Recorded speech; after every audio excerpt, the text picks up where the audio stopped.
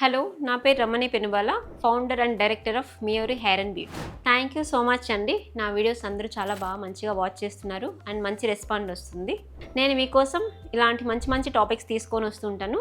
ఈరోజు మన టాపిక్ వచ్చేసి క్లెన్జర్ గురించి. క్లెన్జర్ కానీ, సోప్ కానీ, ఫేస్ వాషెస్ కానీ అన్నీ ఒకటే, కానీ యూజ్ చేసే విధానాన్ని బట్టి ఉంటుంది.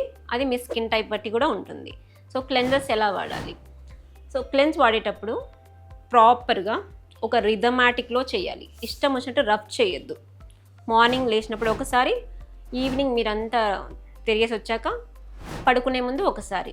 మార్నింగ్ అంత డస్ట్ ఉండదు, నార్మల్గా వాష్ చేయండి. ఈవినింగ్ ఇంటికి వచ్చినప్పుడు మాత్రం డస్ట్తో, ఆయిల్తో, పొల్యూషన్తో వస్తారు కాబట్టి కొద్దిగా మంచిగా ప్రాపర్గా వాష్ చేసుకోండి. వాష్ చేసుకున్న తర్వాత next one moisturiser. Moisturiser use చేసే ముందు ఎలా పడితే అలా యూజ్ చేయకండి. అది క్రీమ్ కానీ, లోషన్ కానీ, జస్ట్ కొద్దిగా తీసుకొని హ్యాండ్కి ఫుల్గా సాఫ్ట్గా స్కిన్ మీద ఎమల్సిఫై చేస్తూ ఒక 1 మినిట్ వరకు దాన్ని స్మూత్గా హ్యాండిల్ చేయాలి, స్మూత్గా మసాజ్ చేయాలి. సో మసాజ్ చేసి ఒక 1 మినిట్ ఆగండి, స్కిన్లోకి అబ్జార్ప్షన్ అయిపోతుంది. సో ఆ తర్వాత సన్ స్క్రీన్ కూడా ఎలా అంటే ఓన్లీ ఫేస్ వరకే కాదు, ఇయర్స్కి, నెక్కి కూడా రాయాలి.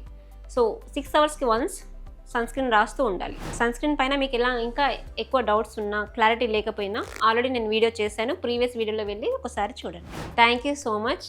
నా వీడియోస్ చాలా మంచిగా రెస్పాండ్ వస్తుంది, మంచి మంచి కామెంట్స్ వస్తున్నాయి.